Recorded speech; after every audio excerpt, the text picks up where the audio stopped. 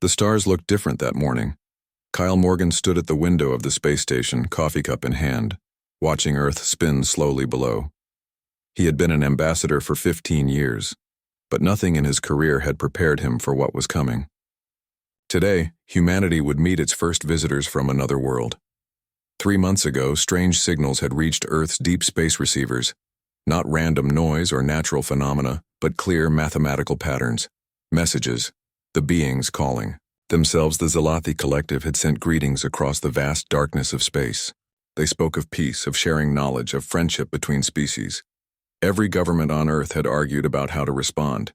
In the end, they agreed to meet these visitors, to see what they wanted. Kyle adjusted his formal uniform for the 10th time. Beside him, Captain Lisa Park checked her instruments on the bridge of Terra's Voice, humanity's newest diplomatic vessel. She was calm on the outside, but Kyle could see her fingers drumming against her leg, a nervous habit she thought no one noticed. "Sir, we're detecting multiple hyperspace signatures," the young officer at the sensor station announced.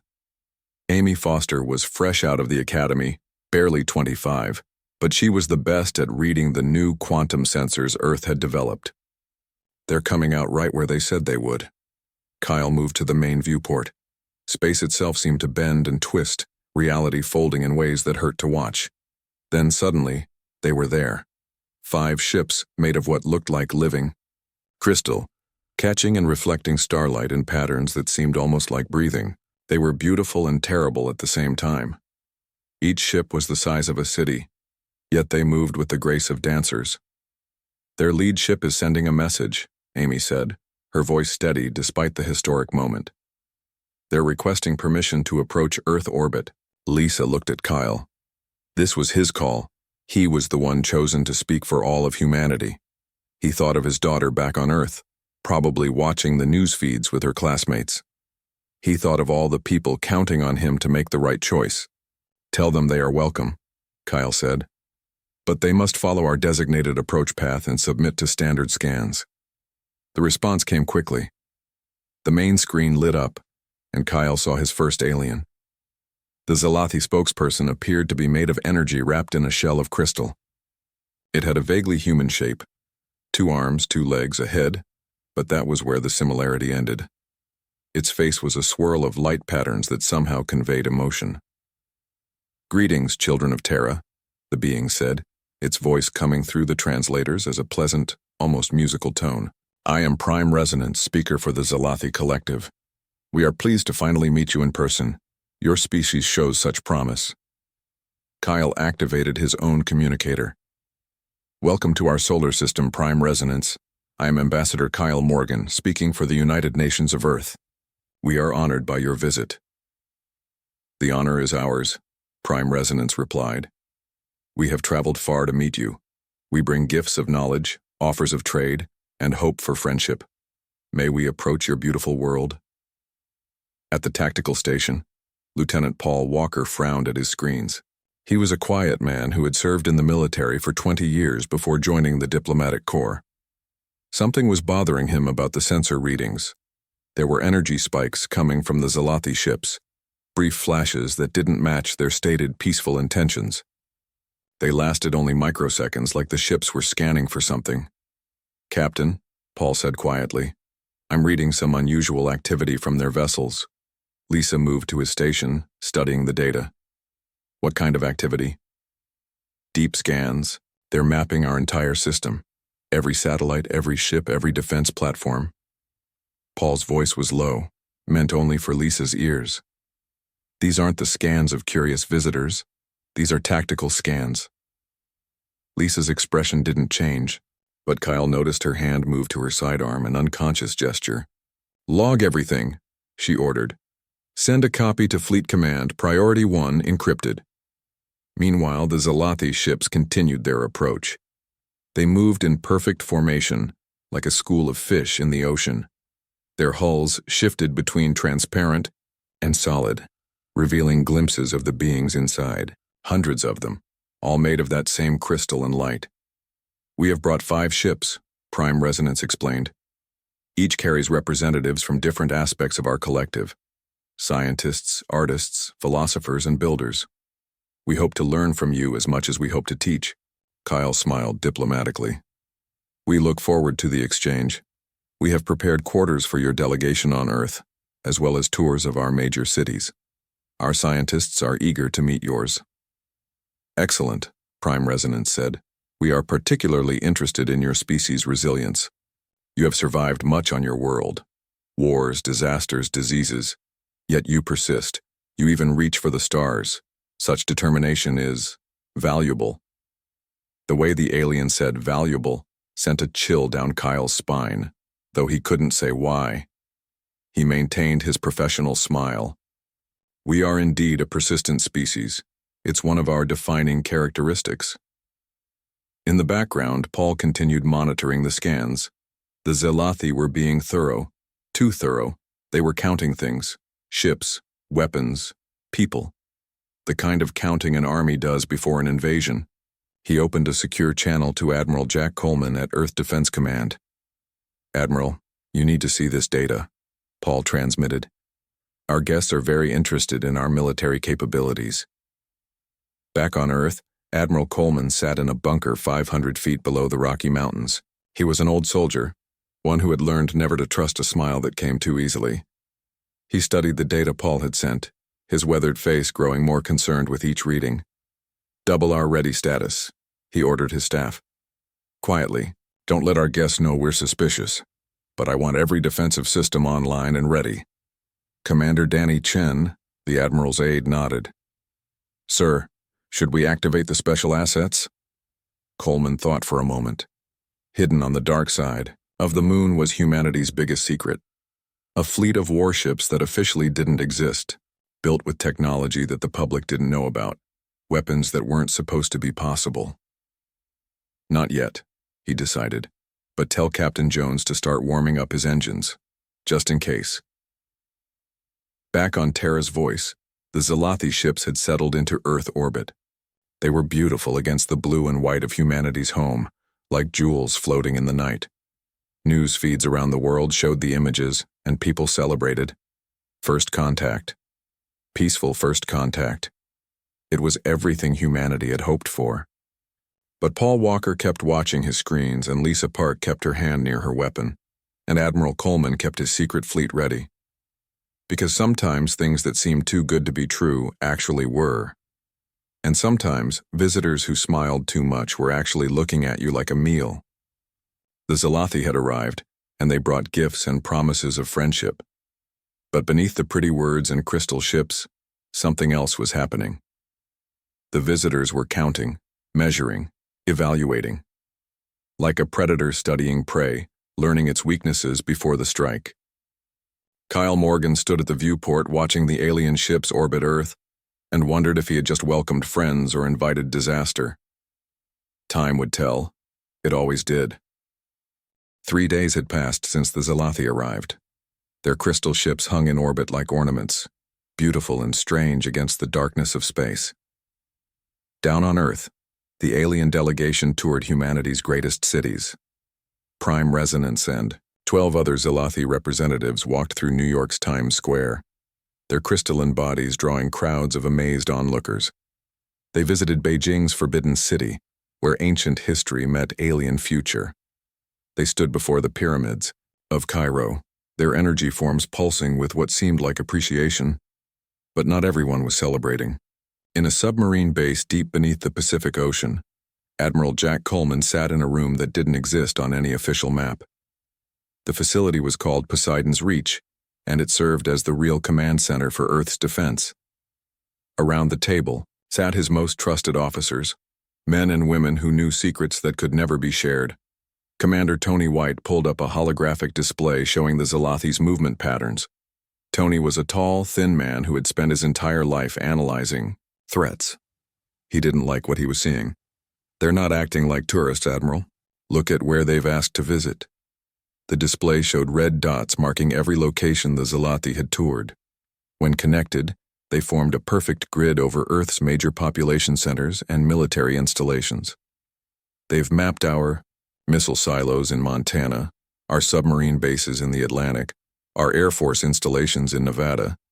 They say they want to see our culture, but they keep ending up near our weapons. Admiral Coleman studied the pattern. His gray eyes had seen too many wars to trust easily. What about their ships? Still scanning, reported Commander Sandra Liu from her station. They're using some kind of quantum sensors we can't fully block. They've cataloged every satellite, every space station, every defensive platform we have. Population counts? Coleman asked. They're very interested in our population, Sandra confirmed. They keep asking about birth rates, life expectancy, how many people live in each city. They frame it as cultural curiosity, but it feels like something else. Coleman stood and walked to the window that looked out into the dark ocean depths. Fish swam past, unaware of the drama playing out above the surface. They're shopping, he said quietly. Sir? Tony asked. They're shopping, Coleman repeated, checking the merchandise before they buy. Or take. Meanwhile, on the hidden side of the moon, another secret meeting was taking place. The USS Vengeance floated in the darkness, invisible to any sensors pointed from Earth. The ship was massive, 2 kilometers long, built with technology that came from places the public wouldn't believe. Some of it had been recovered from crash sites over the decades. Some had been developed in black projects that consumed billions of dollars with no public accounting. All of it had been integrated into humanity's last line of defense. Captain Brad Jones stood on the bridge, reading the latest intelligence reports. Brad was 45 years old, had been in the military since he was 18, and had been selected for this command because he could make the hard choices. Beside him, Lieutenant Commander Nina Ross monitored communications from Earth. Captain, we're intercepting subspace transmissions from the Zalathi ships, Nina reported. She was brilliant. With communications technology, could break encryptions that should have been unbreakable. They're not using their diplomatic channels. Can you decode them? Brad asked. Working on it. Nina's fingers flew over her console. Got something. They're definitely reporting back to someone. Sending detailed scans of our defenses, population, distributions, industrial capacity. Chief Engineer Carlos Martinez walked onto the bridge, wiping grease from his hands. Carlos had been building impossible things since he was a kid, and the Vengeance was his masterpiece. Captain, all systems are ready. The cloaking field is stable, weapons are charged, and the antimatter containment is holding perfectly. Good, Brad said. How many rounds do we have for the railguns? 10,000 tungsten rounds, each one capable of reaching 90% light speed. The plasma torpedoes are fully charged, 50 in each tube. And the graviton beam is ready, though we've only tested it twice. Brad nodded. The graviton beam was their newest weapon, something that shouldn't exist according to public physics. It could create a localized gravitational field strong enough to crush a ship into a point smaller than a marble. They had tested it on asteroids. The results had been impressive and terrifying. Back on Earth, Senator Ellen Price sat in her office in Washington, D.C., watching the news feeds of the Zalathi delegation. Ellen had served in the intelligence services before entering politics. She knew how to read people, even alien people, and something about prime resonance bothered her. The alien was too smooth, too ready with the right answers. It reminded her of criminals she had interrogated, the ones who had rehearsed their stories too well. Her secure phone rang. It was Admiral Coleman. Senator, we need to talk. I'm listening, Ellen said. Our guests are not what they seem. We have evidence they're conducting military reconnaissance. They're counting our weapons, our people, everything that would matter in an invasion. Ellen wasn't surprised. What do you recommend? We need to prepare for the worst without letting them know we suspect anything. Can you stall them politically? Keep them talking while we get ready? I can try, Ellen said. But Admiral, if they're hostile, can we stop them? There was a pause. We have assets they don't know about. Ships, weapons, things we've kept hidden. If it comes to a fight, we won't be as helpless as they think. In New York, Ambassador Kyle Morgan was having dinner with Prime Resonance in a restaurant that had been cleared for the occasion. The alien didn't eat, of course, but it seemed to enjoy watching humans consume food. Your species is fascinating, Prime Resonance said. its crystalline form shifting colors in what might have been pleasure. You wage war against each other, yet you also show remarkable cooperation. You poison your planet, yet you also work to save it. Such contradictions. Kyle cut his steak carefully, using the moment to think. We're a complex species. We're capable of both great creation and great destruction. Yes, Prime Resonance agreed. That duality makes you useful. There was that word again. Useful. Kyle didn't like it. How do you mean? Oh, simply that species with your characteristics often make excellent partners in the galactic community. Your physical endurance is remarkable. Your breeding rate is quite efficient. Your ability to adapt to harsh conditions is impressive. Kyle noticed how Prime Resonance spoke about humans like a farmer might speak about cattle. Efficient breeding, physical endurance, adaptability.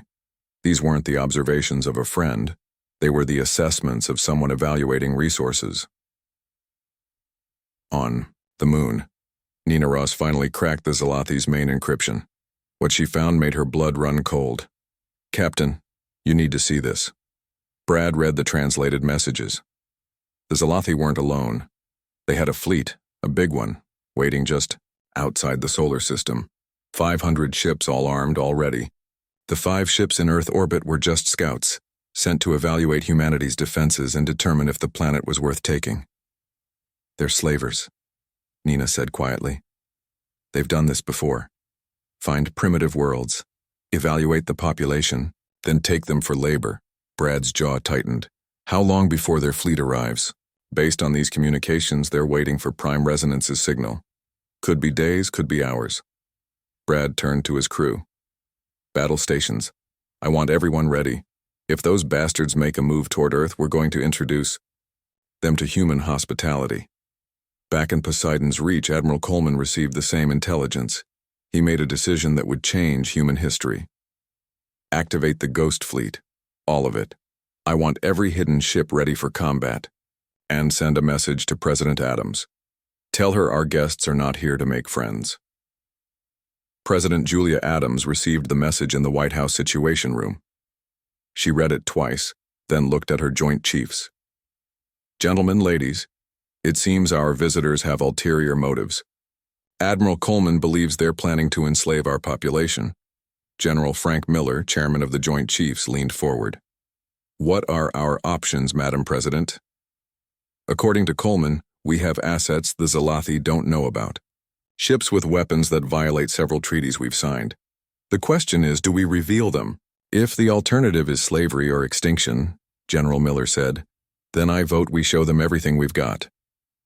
Julia nodded slowly. Agreed. Tell Coleman he has full authorization. If the Zalathi want to see what humanity is capable of, let's show them why we're the apex predators of Earth. The pieces were moving into position. The Zalathi continued their tour, still pretending to be peaceful visitors while sending detailed intelligence to their fleet. Humanity continued to smile and play host while secretly preparing for war. And in the darkness of space, hidden ships, powered up weapons that the galaxy had never seen. The mask was about to come off on both sides. The United Nations Assembly Hall in New York had never been so quiet. Representatives from every nation on Earth sat in their seats, watching the crystalline form of Prime Resonance move to the speaker's podium. The alien's body caught the lights, in strange ways creating rainbow patterns on the walls. For 5 days, the Zalathi had toured Earth, speaking of peace and friendship. Now Prime Resonance had requested to address all of humanity at once. Ambassador Kyle Morgan sat in the front row, a cold feeling growing in his stomach. Something had changed in Prime Resonance's behavior over the last day. The alien seemed more confident, almost arrogant, like a poker player who knew he had a winning hand. President Julia Adams sat at the main table, her face calm but her mind racing. Admiral Coleman's warnings echoed in her thoughts. Behind her, security personnel stood ready, though everyone knew human weapons would be useless against beings made of energy and crystal. Prime Resonance reached the podium and paused, its form pulsing with colors that might have been satisfaction. When it spoke, the translator carried its words to every corner of the room and, through live broadcasts, to every corner of the world. Humans of Terra, Prime Resonance began. We have spent 5 days among you. We have seen your cities, met your people, studied your civilization. You are indeed a remarkable species. There were murmurs of appreciation from some delegates. Maybe this would be the moment when the Zalathi offered to share their advanced technology, to help humanity reach the stars. We have made our decision, Prime Resonance continued. Your species will serve the collective well. The murmurs stopped. Kyle felt ice in his veins. Serve? Prime Resonance's form shifted, growing taller, more imposing. We require 1 billion of your population for our mining operations in the Sagittarius Arm. Your physical endurance and rapid breeding make you ideal laborers. The work is dangerous, but your species' resilience will ensure acceptable survival. Rates. For a moment nobody moved, nobody spoke. The words were so shocking that minds struggled to process them. Then the Romanian delegate stood up. This is a joke, yes? You are making some kind of joke? We do not joke, Prime Resonance replied. This is a generous offer. Most species we encounter we simply take. But you have shown potential, so we offer you a choice.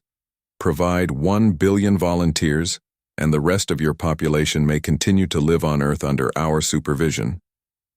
President. Adams stood slowly, her voice carrying the controlled fury of a leader whose people had been threatened. Prime Resonance, I believe there has been a misunderstanding. Humanity is not for sale, we are not slaves. We reject your demands completely. The alien's form flickered with what might have been amusement. You misunderstand, primitive creatures. This was never a negotiation. Look to your skies. On the main screen behind Prime Resonance, an image appeared. Space just beyond Neptune's orbit rippled with hundreds of hyperspace openings. Ship after ship emerged, all made of the same crystal as the 5 vessels in Earth orbit. But these were different. These were warships bristling with weapons that glowed with deadly energy. Our fleet of 500 vessels waits, Prime Resonance announced. Each ship carries weapons that can turn your cities to glass, your oceans to steam. You have seen only our diplomatic ships, now you see our true strength. Surrender, or face extinction. The assembly erupted in chaos. Delegates shouted in dozens of languages. Some called for immediate military action. Others begged for negotiation. A few simply sat in shocked silence, unable to process that humanity's first contact had become its potential end. Kyle stood up, his diplomat's training keeping his voice steady despite his fear. You came here speaking of peace. You accepted our hospitality. How can you do this?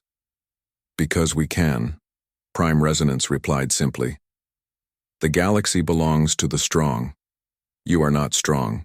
You are farmers and dreamers playing with nuclear toys. We are an empire that spans 1,000 worlds. Your choice is simple. Serve or die. In her hidden bunker, Admiral Coleman watched the feed. He turned to his staff. That's it. They've shown their hand. Commander White, send the activation codes to all Ghost Fleet vessels. It's time. Sir, Tony White said, once we reveal the Ghost Fleet, there's no going back. The world will know we've been hiding military assets. Better to be alive and explaining ourselves than extinct, Coleman replied. He activated his direct line to Captain Brad Jones on the USS Vengeance. Brad, you are weapons-free. Show these crystal bastards why they shouldn't have threatened Earth. On the dark side of the moon, systems that had been dormant for years came to life. The USS Vengeance's experimental fusion reactor roared to full power. Throughout the ship, crew members who had trained in secret for this moment rushed to their stations. All hands, this is the captain, Brad announced over the intercom. The Zalathi have revealed themselves as hostile. They want to enslave humanity. We're going to show them why that's a bad idea. Prepare for combat. In engineering, Carlos Martinez and his team brought weapons online that violated 3 different international treaties and at least 2 laws of physics. Railguns capable of accelerating projectiles to near light speed. Plasma torpedoes that contained the heart of a star. Antimatter missiles that could turn matter into pure energy. And the graviton beam, a weapon so dangerous that even its creators weren't entirely sure what it would do to a living target. Captain, All weapons ready, Carlos reported. The cloak is stable. They won't see us until we want them to. Back in the UN Assembly, Prime Resonance was still speaking. You have 1 hour to begin selecting your billion volunteers. We recommend choosing from your youngest and strongest populations. They will last longer in the mines. President Adams's voice cut through the chaos. We need no hour to decide.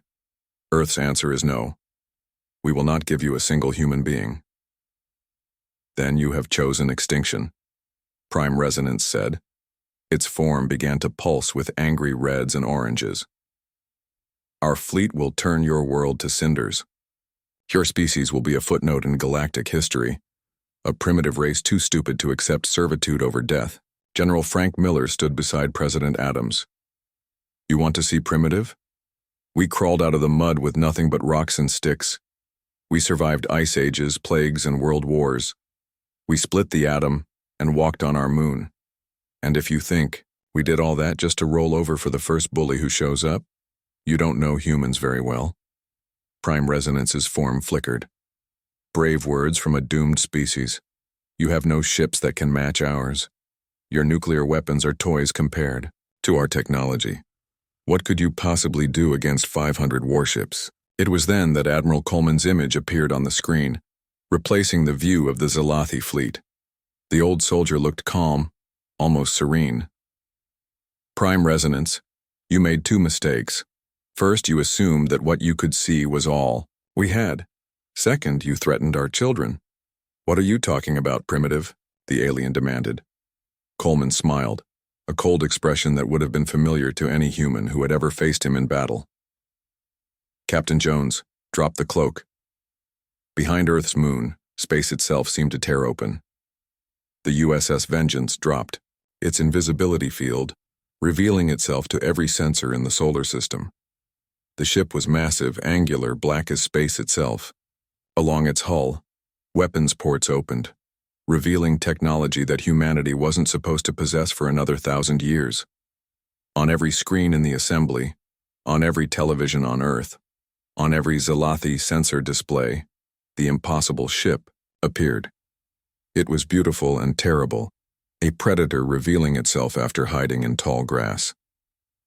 Attention Zalathi Collective, Captain Brad Jones's voice broadcast across all frequencies. This is the Terran Warship Vengeance. You have threatened our world and our people. You have exactly 60 seconds to begin withdrawal from our system. Prime Resonance's form actually stuttered, its crystalline structure momentarily losing cohesion. Impossible. Your species has barely achieved fusion power.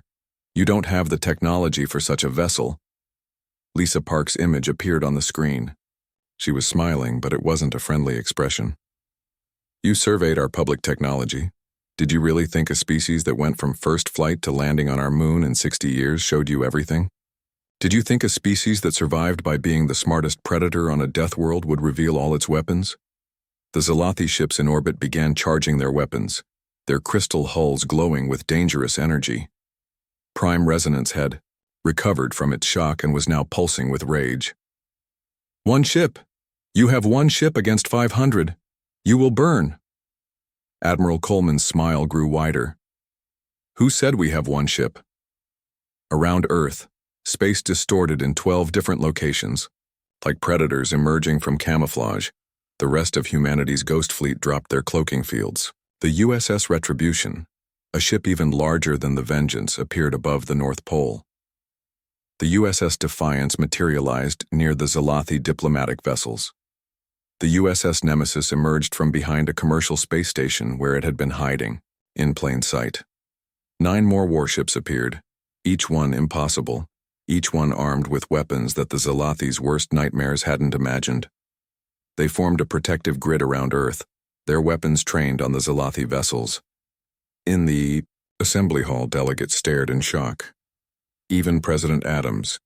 The moment stretched like a wire pulled tight, ready to snap. In Earth orbit, 5 Zalathi vessels faced off against humanity's impossible warships. On every screen across the planet, people watched their fate being decided in the silence between stars. Captain Brad Jones stood on the bridge of the USS Vengeance, his hand hovering over the weapons console. Around him, his crew waited for the order that would start humanity's first interstellar war. The railgun operators had already calculated firing solutions. The plasma torpedo teams had armed their weapons. The graviton beam hummed with power that bent space around it. "Captain," Nina Ross reported from her station, "the Zalathi ships are charging their main weapons. Energy readings are off the scale." Brad nodded. "All ships, this is vengeance. Prepare for combat. Target their weapons arrays first. Engines, second. We want them helpless, not necessarily destroyed. Not yet." In the UN assembly, Prime Resonance's form blazed with fury. The alien leader's crystalline body had turned a deep angry red, pulsing with energy that made the air around it shimmer. "You dare to threaten us? We are the Zalathi Collective. We have technology beyond your comprehension." President Julia. Adam stood firm, though every instinct told her to run from the angry alien. "And we have something you don't. We have nothing left to lose. You've already threatened to destroy us. That means we're free to fight with everything we have." The screen behind Prime Resonance, the image shifted to show the Zalathi reinforcement fleet beyond Neptune. 500 ships, each one a masterpiece of crystalline engineering, each one armed with weapons that could devastate a planet. But something else appeared on the screen. Small objects, moving so fast they were barely visible, streaking toward the alien fleet. "What are those?" Prime Resonance demanded. Admiral Coleman's voice was cold as winter. "Relativistic kill vehicles. Chunks of tungsten and iron, accelerated to 99% the speed of light. We've had them in position for years, disguised as asteroids. At that velocity, each one hits with the force of 1,000 nuclear bombs. Your shields are designed for energy weapons. Let's see how they handle simple kinetic physics." The first kill vehicle struck a Zalathi cruiser. There was no explosion in the traditional sense. The ship simply ceased to exist, transformed into an expanding cloud of superheated gas. Then the second impact. Then the third. In seconds, 20 Zalathi ships were gone, erased from existence by humanity's oldest weapon, thrown rocks. Just thrown very, very fast. Prime Resonance's form actually staggered. "Impossible! You're primitives! You don't have the technology!"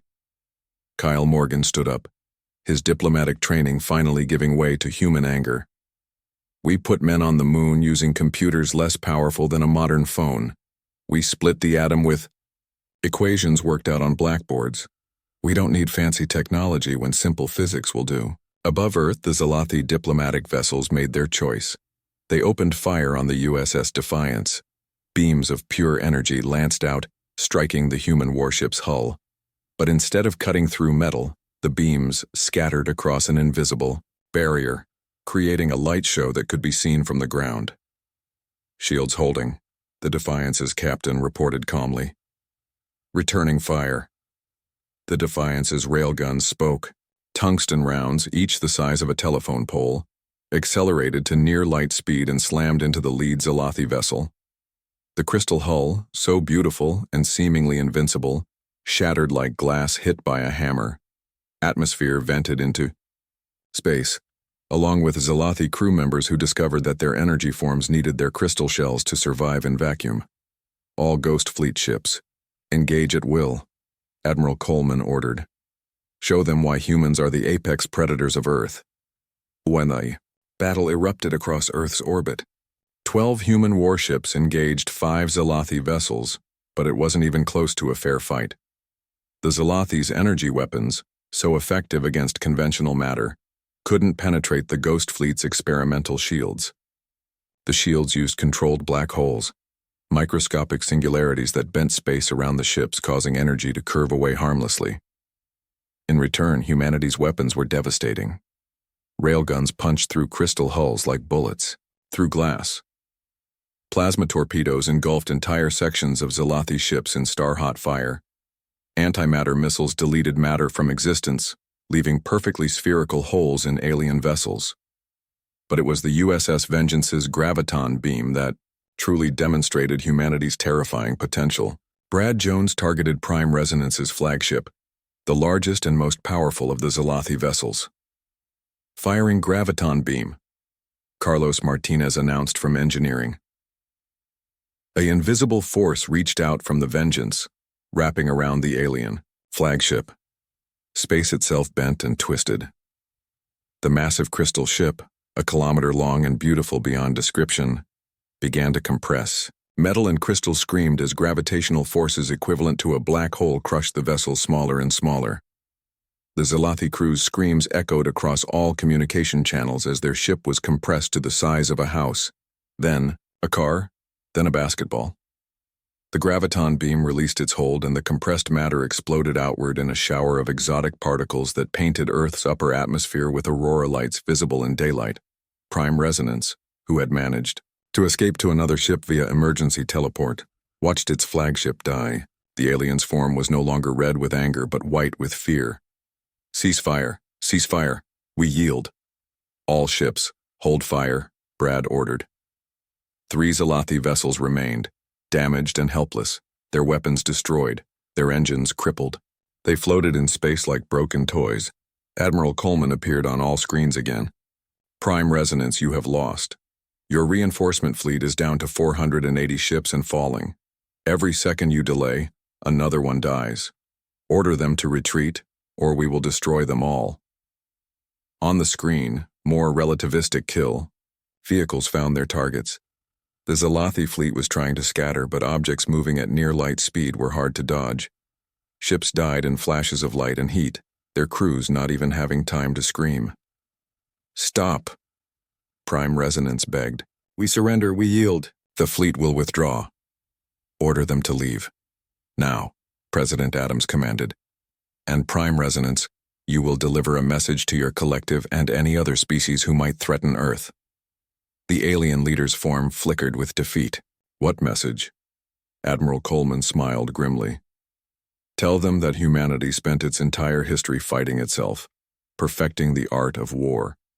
We split the atom not for power, but for weapons. We reached space not for exploration, but for strategic advantage. Every advancement we've made has been tested in conflict. Captain Brad Jones added his voice. Tell them we have weapons you haven't seen. Ships you can't detect. Technologies we developed in secret while pretending to be primitive. We are the children of a death world, and we have teeth. General Frank Miller spoke from the UN Assembly. Tell them that we offer friendship to those who come in peace. We will trade, we will share, we will be good neighbors. But those who come with chains will find that Terra's children have very sharp teeth indeed. Prime Resonance's form diminished, no longer the imposing figure that had threatened humanity with slavery. Your message will be delivered. The collective will know of Earth. The galaxy will know. Good, President Adams said. Now get off our planet. You have 10 minutes to collect your surviving crew and leave. If any Zalathi vessel is still in our system in 11 minutes, we will demonstrate more of our weapons. Trust me, you don't want to see what else we've been hiding. The 3 surviving Zalathi ships limped toward the system's edge, collecting escape pods from their destroyed sisters as they went. The reinforcement fleet, now reduced to 412 vessels, was already entering hyperspace, fleeing from the relativistic kill vehicles that continued to hunt them. As the last Zalathi ship prepared to jump to hyperspace, Prime Resonance sent one final message. We underestimated you. Others might make the same mistake. But they will learn as we learned. Earth is not prey. Earth is predator. The ship vanished into hyperspace, leaving Earth's skies clear of alien vessels for the first time in 5 days. But the Ghost Fleet remained visible, a reminder to anyone watching that humanity was no longer hiding its strength. In the UN Assembly, delegates sat in stunned silence. They had just witnessed humanity's first interstellar war. It had lasted 17 minutes. Earth had won. Kyle Morgan looked at the empty space where Prime Resonance had stood. Did we just declare war on the galaxy? President Adams shook her head. No, Ambassador, we just told the galaxy that we're not victims. We're players. Above Earth, the Ghost Fleet maintained their positions, weapons still armed, sensors still searching. Because one thing was certain, the Zalathi would talk. Word would spread throughout the galaxy about the primitive world that had hidden warships and impossible weapons. Some species would stay away. Others might come to test Earth's defenses. Captain Brad Jones stood on his bridge watching the stars. "Nina, keep monitoring all frequencies. This isn't over." "No, sir," Nina agreed. "But we won the first round." Brad nodded. They had revealed some of their secrets, shown a fraction of their power, but not everything. In hidden shipyards throughout the solar system, construction continued on vessels that made the Vengeance look primitive. Weapons that mad. The battle was over, but the war for humanity's place in the galaxy had just begun. As the broken Zealothi fleet limped toward the edge of the solar system, Earth's Ghost Fleet maintained their positions, weapons powered and ready. The impossible. Black ships hung in space like dark angels, a promise of protection and a threat of destruction. Captain Brad Jones watched the tactical display as the last Zealothi vessel crossed the heliopause. They were running, but their quantum communications were active, sending messages across the galaxy at faster than light speeds. Every civilized world would soon know what had happened here. "They're broadcasting on all frequencies," Nina Ross reported. "The message is spreading through their entire network. Every Zealothi colony, every allied species, they're all hearing about Earth." "Good," Brad said. "Let them spread the word. Maybe the next visitors will remember to knock politely." In the ruins of their escape, Prime Resonance huddled in the command center of its damaged ship. The once proud leader of the Zealothi expedition was now broken, its crystalline form cracked and dim. Around it, the survivors of the diplomatic mission tried to comprehend what had happened. They had come to enslave a primitive world. Instead, they had found a species that had been preparing for this moment for decades. How? Prime Resonance asked the empty air. How did they hide such power? The answer came from an unexpected source. The ship's computer had been analyzing the battle, studying the weapons that had destroyed their fleet. "The humans have been reverse engineering advanced technology for 73 of their years," the computer reported. Multiple crash sites of various species vessels have been detected in their historical records. They learned from others' failures. Prime Resonance's form flickered with understanding. "They've been studying us, all of us. Every species that crashed on their world they learned from." Back on Earth, President Julia Adams stood in the Situation Room with her advisors. The wall screen showed reactions from around the world. Some cities celebrated, people dancing in the streets at humanity's victory. Others protested, angry that their governments had hidden such military power. But most watched the skies with a mixture of pride and fear, knowing that everything had changed. "Madam President," General Frank Miller said, "we need to address the world. People deserve to know what just happened and what comes next." Julia nodded. "Schedule a global address for 1 hour. But first, I want to speak with Admiral Coleman. It's time the world knew about our real defenses." Deep beneath the Rocky Mountains, Admiral Coleman was already preparing his report. The Ghost Fleet had performed beyond expectations, but he knew this was just the beginning. The galaxy now knew Earth existed and had teeth. Some would come as friends, curious about the species that had defeated the Zealothi. Others would come to test those defenses, to see if the stories were true. "Admiral," Commander Tony White said, "we're receiving a transmission. It's not Zealothi. It's something else." On the screen, a new form appeared. Unlike the crystalline Zealothi, this being seemed to be made of living metal, its surface flowing and shifting like mercury.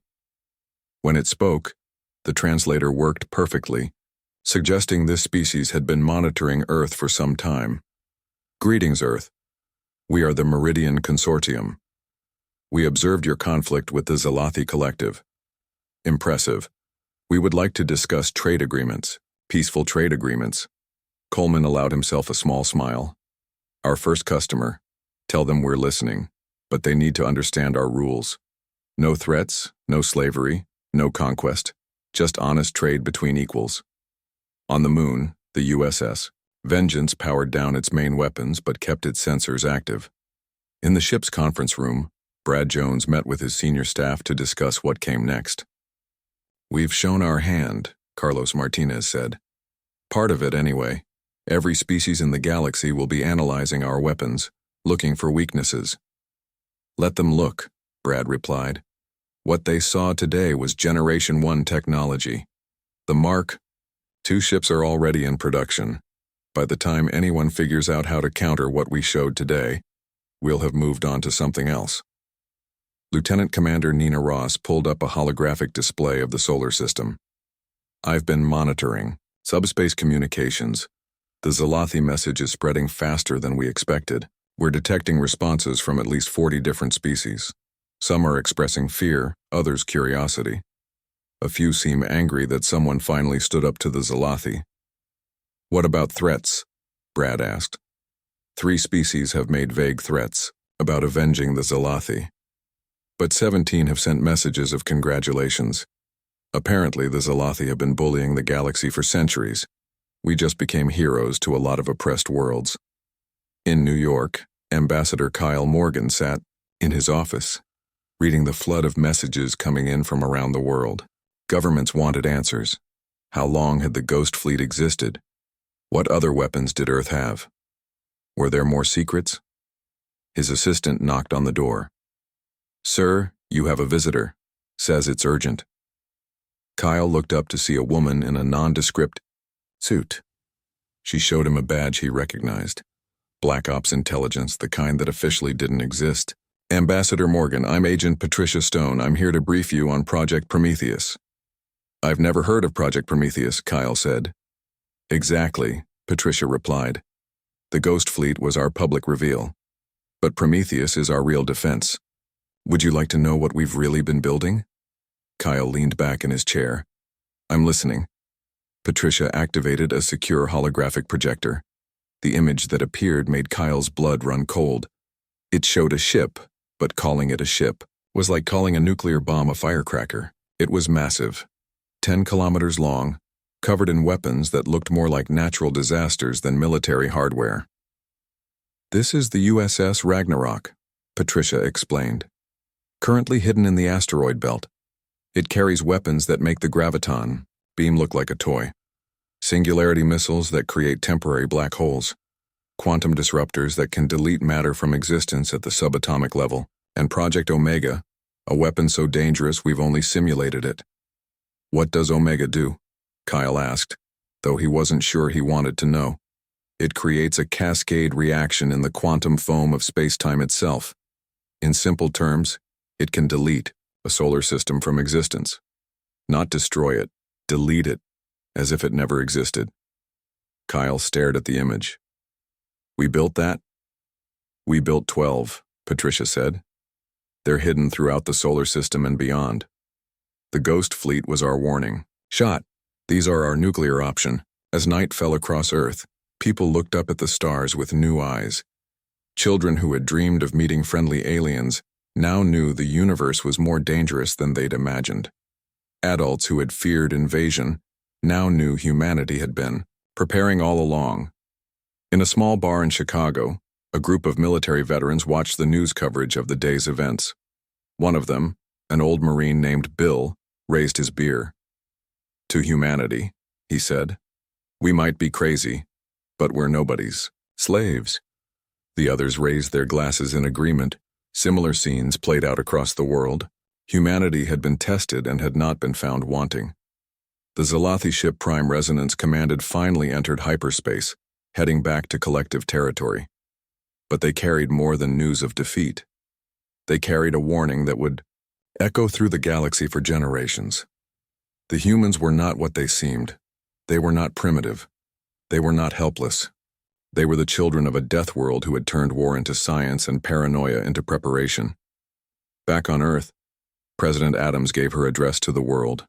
She stood at the podium, the Ghost Fleet visible through the window behind her, and spoke to 8 billion humans who had just learned they were not alone. My fellow citizens of Earth, she began. Today we faced our first test as a species. The Zalathi came to our world with chains, intending to make us slaves. They left, with a message for the galaxy. Earth is free, Earth is strong, and Earth will remain free. She paused, letting the words sink in. For decades we have prepared for this possibility. We built weapons we hoped never to use. We developed technology we kept hidden, not because we are warlike, but because we are survivors. We knew that, The universe might be hostile, so we prepared. The president's expression softened slightly. But let me be clear. We do not seek war. We welcome peaceful contact with other species. We will trade, we will learn, we will be good neighbors to those who come in friendship. But to those who come with conquest in their hearts, know this. We are the children of Earth. We survived ice ages, plagues, and world wars. We split the atom and walked on our moon, and we will not bow to anyone. As she spoke, messages continued to pour in from across the galaxy. Some species sent congratulations, others sent warnings, a few sent offers of alliance. Earth had announced itself to the universe, and the universe had noticed. In the depths of space, hidden sensors recorded everything. Every message, every ship movement, every energy signature. Humanity was learning, adapting, preparing, because the Zalathi were just the beginning. Other threats would come, but Earth would be ready. The Ghost Fleet slowly reactivated their cloaking systems, vanishing one by one until only empty space remained. But everyone knew they were still there, watching, waiting. And in the asteroid belt, on dark moons, in hidden facilities, construction continued. N.